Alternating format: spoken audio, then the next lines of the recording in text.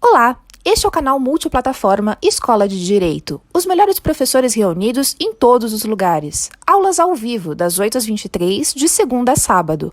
O melhor conteúdo aberto da internet. No período matutino, acompanhem nosso cursinho. No período vespertino, a formação dos sonhos. E no período noturno, temas específicos. Siga-nos em todas as plataformas e acompanhe o cronograma de aulas. A aula já vai começar.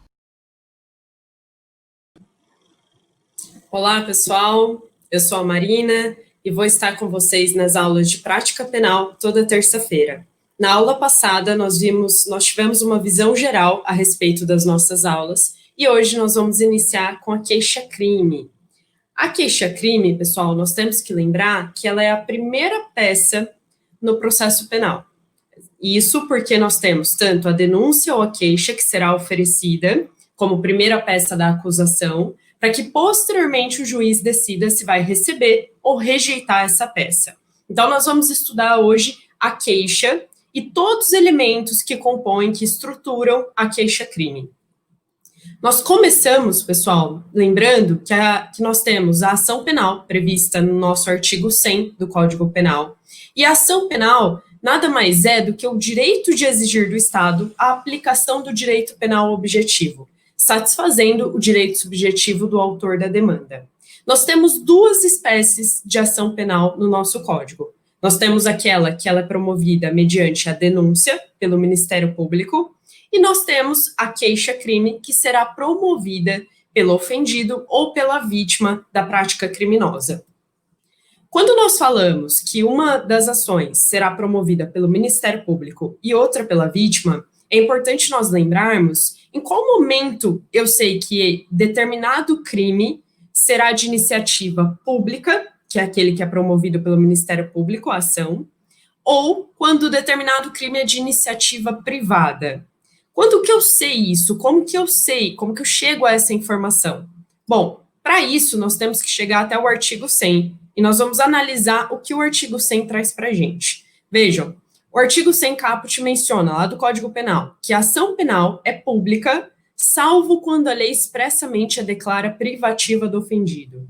Pessoal, fui eu que coloquei essa parte aí, regra, tá? Então, quando nós falamos que a ação penal é pública, salvo quando a lei declara privativa do ofendido, significa que na maioria dos crimes, vamos colocar em regra, os crimes previstos no Código Penal são de iniciativa pública.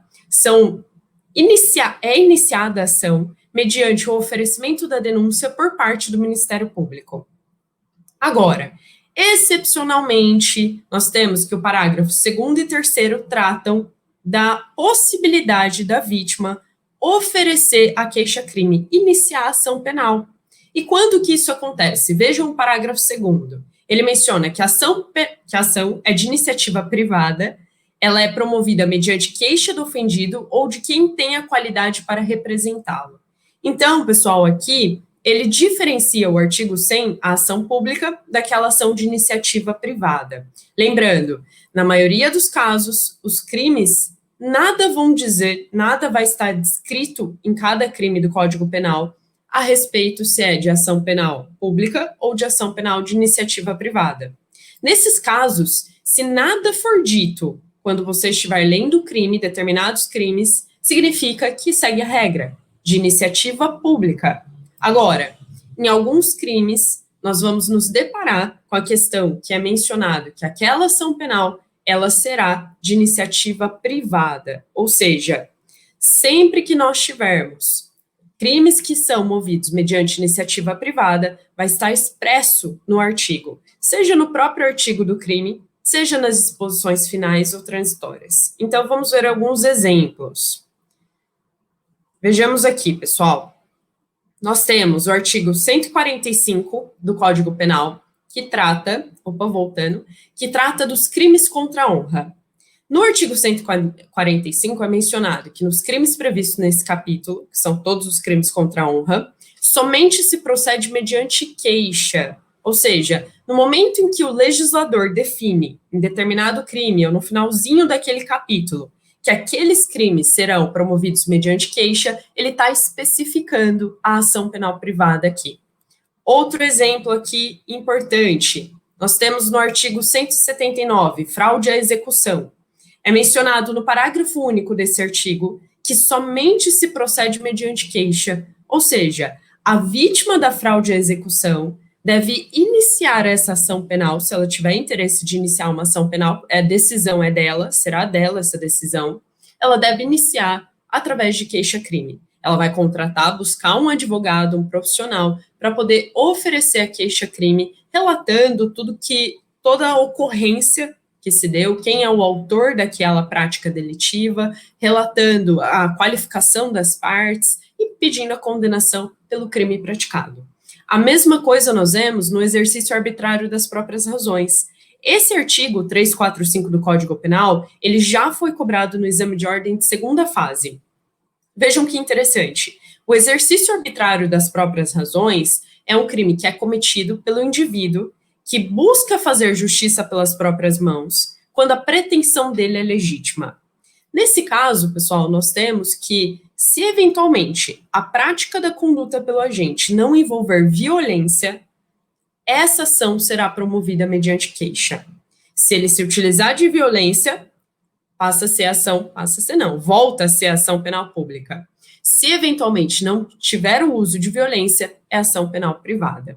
No exame de ordem, foi relatado no enunciado que o indivíduo que estava cobrando uma dívida de quem devia a ele, então ele emprestou um dinheiro para um amigo, e ao cobrar o amigo não devolveu o dinheiro, então ele decidiu comparecer no restaurante que o amigo tinha iniciado as atividades, tinha comprado um restaurante, então ele compareceu nesse restaurante e apontou uma arma para o amigo, falando que se ele não pagasse, ele retiraria a vida do próprio amigo diante da dívida que não foi cumprida, que não foi paga. Nesse caso, pessoal, vejam, ele utilizou de ameaça para poder cobrar o dinheiro que era de fato dele, que era direito dele realizar a cobrança, mas não dessa forma. É exatamente o crime de exercício arbitrário das próprias razões. Nesse caso, ele tendo se utilizado de ameaça, não utilizou violência, nós temos que a ação deve ser promovida para aquele indivíduo que devia a ele, para aquele indivíduo que foi ameaçado, que é o dono do restaurante, ele deve promover a ação mediante queixa-crime através de um advogado.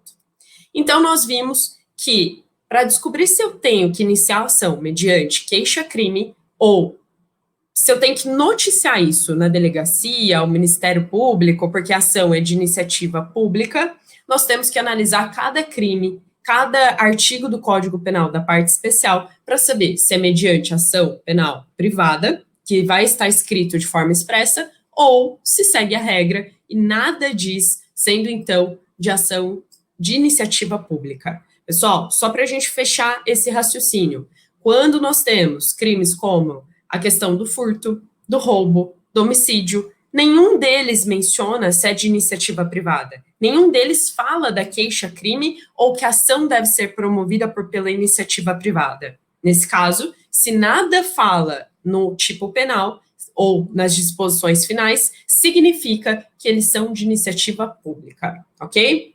Bom, vamos avançar mais um pouquinho aqui.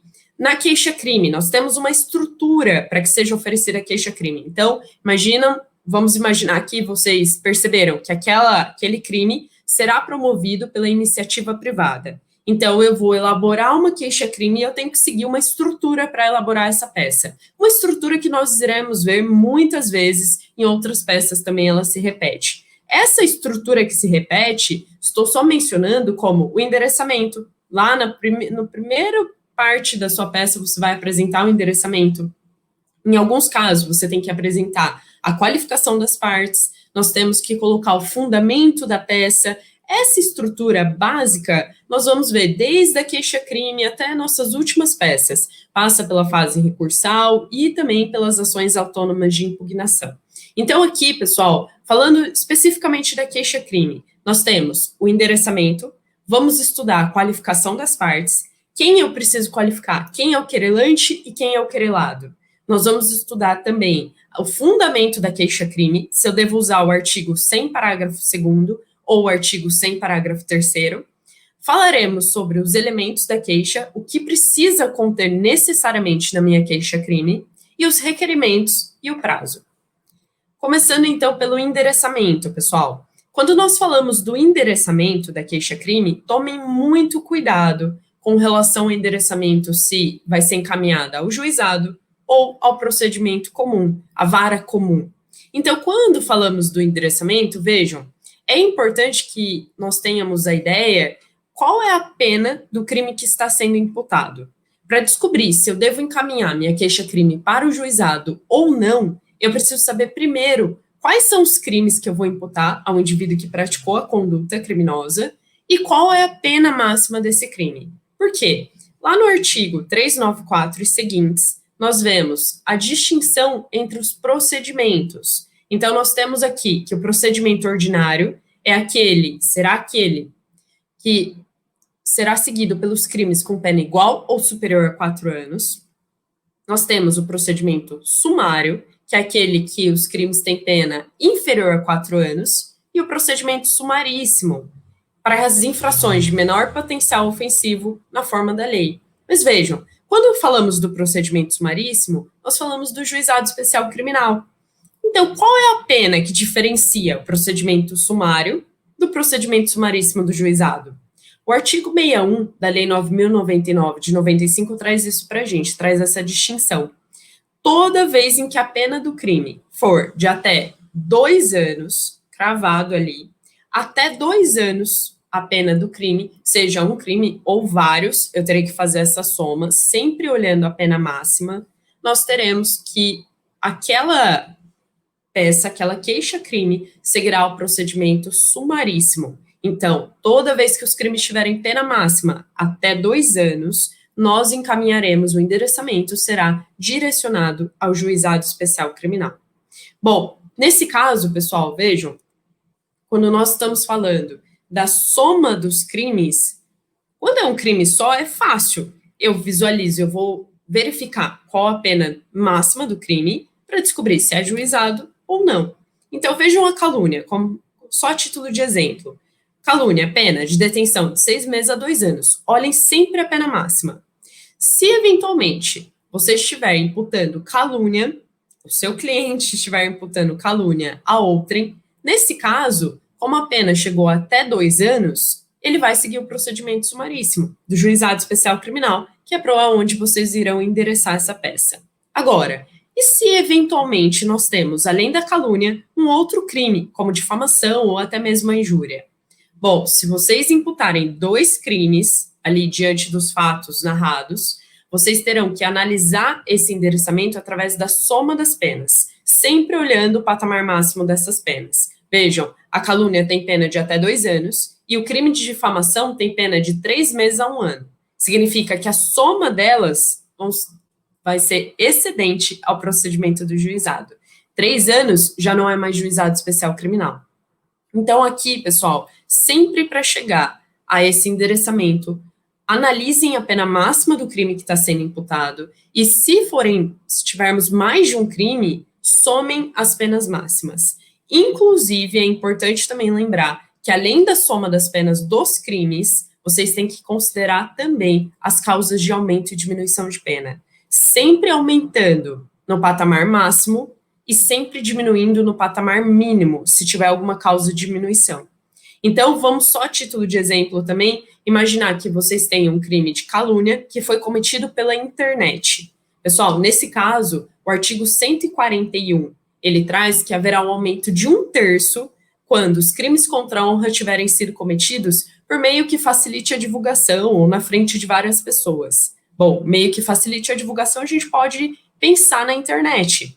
Então, nesse caso, eu teria a calúnia de 2 anos, mais 1/3, eu vou ter aí também uma pena que está além daquela prevista para o juizado. Vai ser, com certeza, mais de 2 anos, porque qualquer aumento aí já vai sair do juizado. Nesse caso, pessoal, usem também no cálculo as causas de aumento de pena, tá bom? Vou avançar aqui, nós passaremos a falar da qualificação das partes. Pessoal, quando nós falamos da qualificação das partes, essa qualificação ela vai ser dividida entre o querelante e o querelado ou querelada. Então, toda vez que nós falarmos do querelante, O querelante é o autor da queixa-crime, que está sendo ali representado pelo seu advogado e que está propondo a ação em face daquele indivíduo que praticou a conduta criminosa, em face do querelado. Então, querelante, autor da queixa-crime. Querelado é o autor do crime praticado. É o nosso acusado na queixa-crime. Bom, primeira coisa, vocês vão ter que qualificar o cliente de vocês irão qualificar o querelante com todos os elementos, mas o que é importante antes de pensar na qualificação do querelante é entender quem pode ser o querelante. Quem pode ali apresentar essa queixa-crime através do seu advogado. Então, o artigo 30 traz a legitimidade, junto ao artigo 31 do CPP, a legitimidade com relação ao autor da ação, com relação ao autor da queixa-crime. Então, aqui nós temos que ao ofendido ou a quem tem a qualidade para representá-lo, caberá intentar ação privada. Pessoal, então o querelante aqui será a vítima ou, eventualmente, se a vítima tiver falecido ou em alguma outra situação que ela não puder responder, que ela não puder ajuizar essa queixa-crime, nós teremos algumas pessoas que podem representá-la. Poderão representar a vítima, pessoal, diante da morte dela ou da declaração de ausência por decisão judicial, tanto cônjuge, ascendente, descendente ou irmão. É o que a gente chama de CAD, né? Essas pessoas poderão oferecer queixa-crime na falta, na ausência dessa vítima, que são as pessoas que estão legitimadas para oferecimento da ação. O segundo elemento importante ainda vinculado ao querelante, pessoal, é a necessidade de pagamento de custas. Tome muito cuidado, que na prática, nós não estamos, quem atua no criminal, a gente está pouco acostumado com a questão do pagamento de custas. Porque ao atuar no criminal em favor do réu, defendendo os interesses de um acusado, de um réu no processo, a gente não fala de pagamento de custas nem mesmo para encaminhar o recurso no âmbito penal. Salvo se você estiver ajuizando aí a queixa-crime, se você estiver atuando em favor da vítima mediante ação penal privada. Nesse caso, é necessário arcar com as custas tanto no oferecimento da ação, quanto também no momento do recurso a ser apresentado pelo querelante. Então, pessoal, muito cuidado. O artigo 806 traz que, salvo no caso do artigo 32 do CPP, o artigo 32, só para adiantar para vocês, ele menciona a declaração de pobreza, salvo nos casos daquele indivíduo que não tem condições de suportar as custas processuais. Nas ações intentadas mediante queixa, nenhum ato ou diligência se realizará sem que seja depositada em cartório a importância das custas. Então, tomem muito cuidado com relação à questão do pagamento de custas. Ela é necessário, esse pagamento se faz necessário no oferecimento da queixa-crime. E aí, pessoal, eu trouxe para vocês 2 julgados a respeito do tema, para a gente voltar bastante a essa vertente prática. Vejam, e se eu não pagar? E se eu não arcar com as custas no início da ação, no ajuizamento da ação? O que vai acontecer? Vejam aqui que em um dos julgados é mencionado que o arcar com as custas, o pagamento das custas, é uma condição de procedibilidade da queixa-crime. Pessoal, se o querelante, através do seu advogado, não arcar com as custas dentro do prazo decadencial, haverá a extinção da punibilidade e não é possível ajuizar outra queixa-crime. Então, muito cuidado com relação ao tema. Vamos ver esses 2 julgados. Em um deles, a ausência é mencionado que a ausência de pagamento das custas iniciais dentro do prazo decadencial acarreta a extinção da punibilidade. E eu trouxe um ainda mais específico, vinculado ao juizado especial criminal. Qual diferença faz se eu arquei com as custas ou não, se eu estou ajuizando essa queixa-crime no juizado ou não? Pessoal, vejam, na Lei 9.099 é mencionado no artigo 54 a isenção do pagamento de custas. Eu não vou ter que arcar com custas perante a Lei do Juizado Especial Criminal, de acordo com o artigo 54. Mas o STF entendeu que essa isenção ao pagamento de custas não se estende ao âmbito criminal.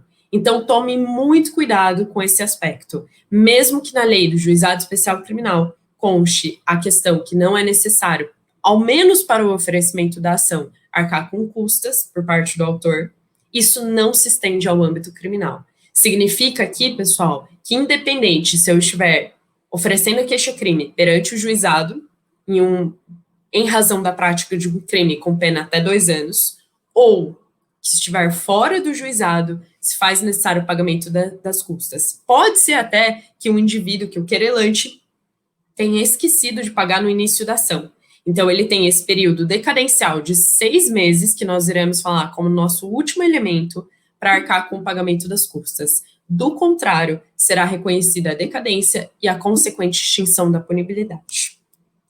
Vou avançar aqui um pouquinho, pessoal, nós já falamos do pagamento das custas, falaremos ainda, com relação ao querelante, da legitimidade da representação. Quando nós falamos a respeito da legitimidade da representação por parte ali do advogado, pessoal, nós temos ainda mais um elemento extremamente importante, que é a necessidade de apresentar procuração com poderes especiais. Esse elemento está previsto no artigo 44 do CPP. Vejam, 44 menciona assim: a queixa poderá ser dada por procurador com poderes especiais, devendo constar do instrumento do mandato o nome do querelante e a menção do fato criminoso, salvo quando tais esclarecimentos dependerem de diligências que devem ser previamente requeridas no juízo criminal. Pessoal, vejam, não basta aqui uma procuração comum. Ao ajuizar queixa-crime, você, advogado, vocês, futuros advogados, terão que juntar também essa procuração, só que no finzinho da procuração, é imprescindível que vocês mencionem o crime que foi praticado, narrando os fatos ocorridos, não só o artigo, mas também a narrativa dos fatos que caracterizam esse crime e em face de quem vocês estão ajuizando aquela queixa-crime. Isso é o que nós denominamos como a procuração com poderes especiais. Então, é necessário que conste os fatos que deram ensejo a essa queixa-crime, o nome dos delitos que você está imputando, quais são os delitos que você está imputando, calúnia, difamação, injúria, quais são eles? E em face de quem você está apresentando essa queixa-crime. Do contrário, pessoal, nós teremos a ilegitimidade do advogado. Muito cuidado com isso também, porque se essa procuração se esse vício não for sanado no prazo de 6 meses, vejam, 6 meses é o prazo decadencial a contar do conhecimento da autoria de quem praticou aqueles delitos. Então, se não for sanado esse vício no prazo de 6 meses, ocorrerá a decadência e a consequente extinção da punibilidade. Muito parecido com a questão que a gente acabou de comentar a respeito das custas. Então, tomem cuidado com esse aspecto também. Deixo aqui com vocês mais um julgado a respeito do tema e também que abrange a ilegitimidade do advogado que não tenha apresentado a procuração com poderes especiais. Eu poderia até, pessoal, se eventualmente essa procuração com poderes especiais não foi apresentada, o que poderia substituir é a assinatura do querelante, do seu cliente, junto à do advogado na própria queixa-crime.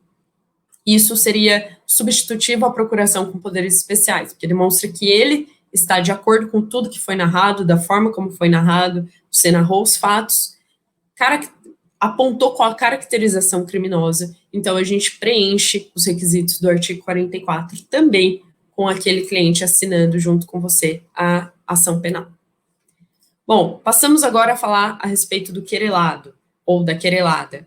Pessoal, o querelado ou querelada é a parte que está sendo acusada na queixa-crime. É o acusado que praticou a ação penal e deu ensejo àquela queixa-crime.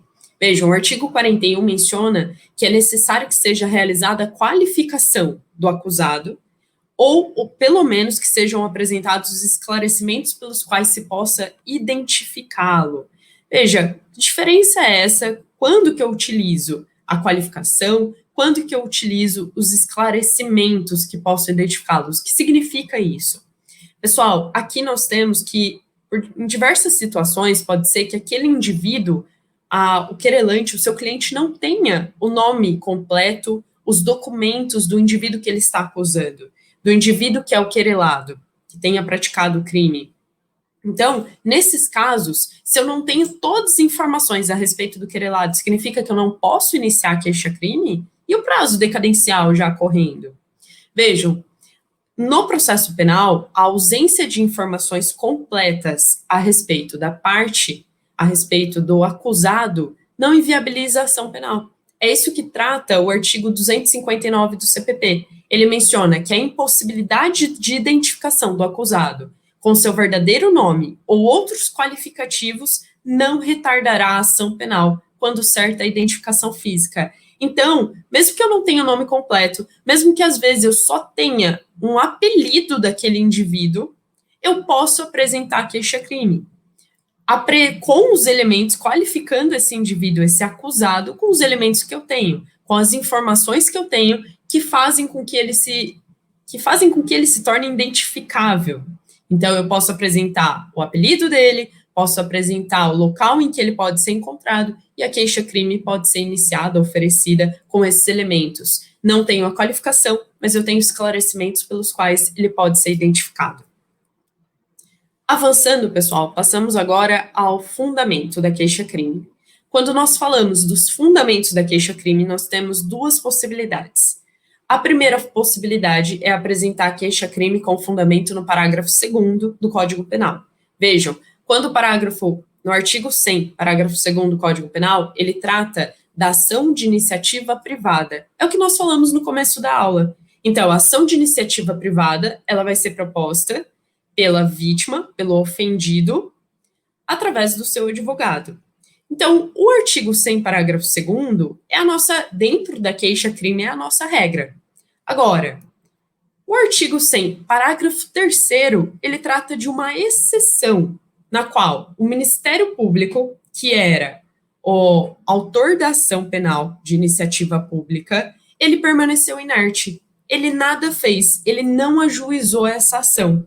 Nesse caso, pessoal, é possível que a vítima contrate um advogado e inicie a ação através de uma queixa. É o que nós chamamos de queixa subsidiária. Em vez do Ministério Público apresentar a ação penal pública, é a vítima que apresenta a ação penal. Mas ela só é cabível diante da inércia do Ministério Público. É isso que trata, pessoal, o parágrafo 3º. Significa que o parágrafo 3º do artigo 100 somente será usado quando o Ministério Público, que era o autor, a parte legítima para oferecer a denúncia, a ação penal, ele permanece inerte. Diante da inércia do Ministério Público, a vítima ou CAD terá aí o prazo de 6 meses a contar da inércia para oferecer a queixa-crime com fundamento no parágrafo 3º. Vamos ver o que fala o artigo 46. O prazo para oferecimento da denúncia por parte do Ministério Público, estando o réu preso, será de 5 dias, contado da data em que o órgão do Ministério Público receber os autos do inquérito policial, e de 15 dias se o réu estiver solto ou afiançado. Pessoal, significa que a ação de iniciativa pública, se ela não foi oferecida pelo Ministério Público nesse prazo de 5 dias, no caso do réu preso, ou de 15 dias, no caso do réu solto, nós temos a inércia do promotor, a inércia do Ministério Público. Diante da inércia do Ministério Público, a vítima pode buscar um advogado para oferecer a queixa-crime com fundamento no parágrafo 3º do artigo 100. Nosso quarto elemento, pessoal, é o artigo 41 do CPP, que são cada um dos elementos que devem estar presentes na estrutura da nossa queixa-crime. Então, nós vamos ver quais são os elementos previstos no 41 que devem ser preenchidos pelo querelante, através do seu advogado, para que a queixa-crime não seja rejeitada. Vejamos. O 41 traz que deve ser apresentada a exposição do fato com todas as circunstâncias. Aqui, pessoal, a exposição do fato é a exposição da ocorrência criminosa. O que aconteceu naquele contexto? Quais foram as ofensas realizadas contra a honra da vítima? Como foi dito? Em que local isso foi dito? Foi dito através de uma publicação na internet? Essas ofensas foram realizadas na frente de outras pessoas? De que forma foram realizadas essas ofensas? Em qual contexto elas foram realizadas? Isso é o que nós temos com a exposição do fato com todas as suas circunstâncias. Pessoal, é importante que todos os elementos sejam narrados, pode ser até mesmo naquela estrutura, na parte dos fatos, para que a defesa possa exercer tanto o contraditório como a ampla defesa da forma como é prevista na nossa Constituição. Então, o autor da ação, o querelante, deve apresentar todos os elementos da prática criminosa e narrar na queixa-crime todos os elementos da prática que foi realizada para que a parte contrária possa se defender. Além disso, nós temos que ter a qualificação do acusado ou os elementos para identificá-lo, já falamos sobre isso no item anterior, a classificação do crime ou a classificação jurídica do fato. Pessoal, aqui é importante pelo seguinte: quando nós apresentamos a classificação do crime, isso não limita a análise do juiz. Isso porque o que importa para a análise do juiz são os fatos narrados. Então, aqueles fatos narrados, o contexto em que foi praticado, a forma como foi praticado o crime, irá limitar ali a atuação do juiz a respeito da sentença. Então, no momento em que o juiz analisa os fatos, ele vai proferir a sentença condenando ou absolvendo o querelado em razão daquela prática. Mas ele não está vinculado à nossa narrativa necessariamente à calúnia, necessariamente à injúria, mas é importante também, além de narrar os fatos, que nós possamos apresentar qual crime entendemos que foi caracterizado diante daquelas ofensas ou diante daquela conduta praticada. Além disso, é possível, não obrigatório, mas é possível apresentar também um rol de testemunhas. Então, o querelante poderá apresentar um rol de testemunhas que viram ou ouviram aquelas ofensas, estavam presentes no momento do crime, ou mesmo que ficaram sabendo a respeito da prática criminosa. Aqui, pessoal, eu já comentei com vocês, não é obrigatório a apresentação de rol de testemunhas. Se não havia nenhuma testemunha, não vai ter o que apresentar ali dentro do rol.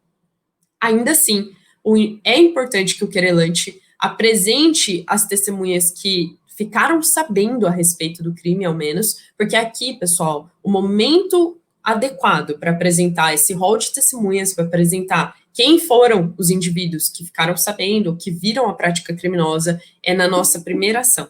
Então, é na nossa ação inicial aqui na queixa-crime. Então, a acusação, o Ministério Público ou o querelante, através do seu advogado, deverá apresentar as testemunhas a respeito daqueles fatos na sua ação inicial. Da mesma forma que nós veremos na resposta à acusação, que o momento adequado e correto para a apresentação do rol de testemunhas por parte da defesa será a resposta à acusação.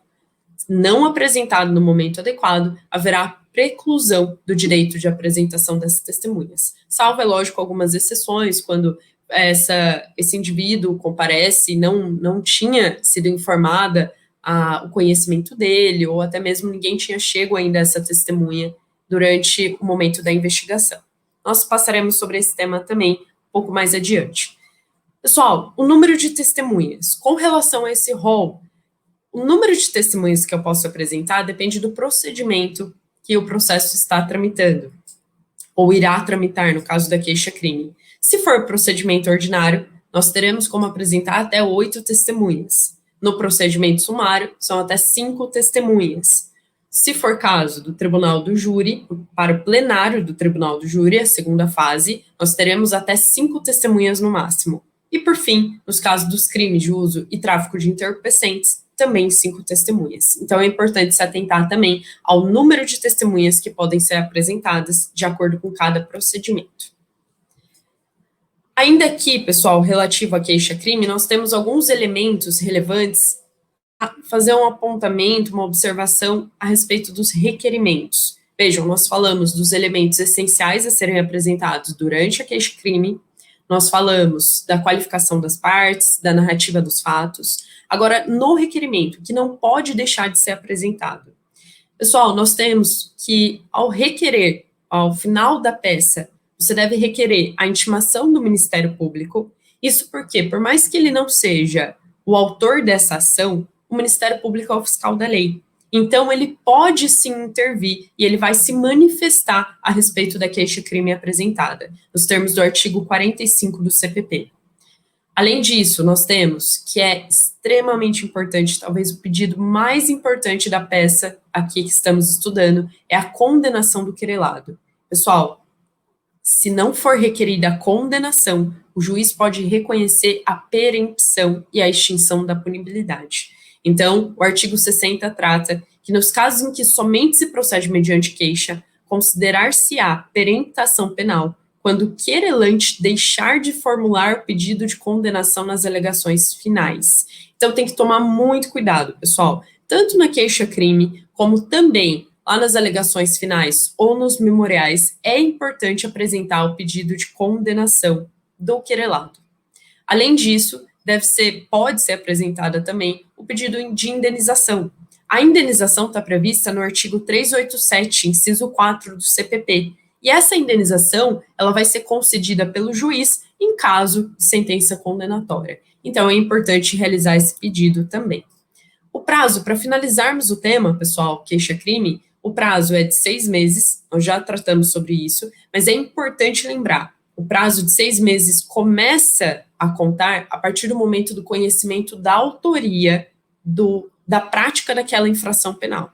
Então, se eu não sei, se eu desconheço quem é o autor da infração, eu ainda não estou contando prazo decadencial de 6 meses. Agora, a partir do momento que eu tenho conhecimento quem foi o autor das ofensas, o indivíduo que praticou o exercício arbitrário das próprias razões ou a fraude à execução, que nós vimos no comecinho da aula, a partir do momento do conhecimento da autoria, eu tenho 6 meses para oferecer essa queixa-crime, sob pena de decadência e, novamente, extinção da punibilidade. Por fim, pessoal, só para diferenciar aqui na nossa aula, e encerrar a aula de hoje, um pouquinho sobre o que é essa notícia-crime. Qual que é a diferença entre queixa-crime e notícia-crime?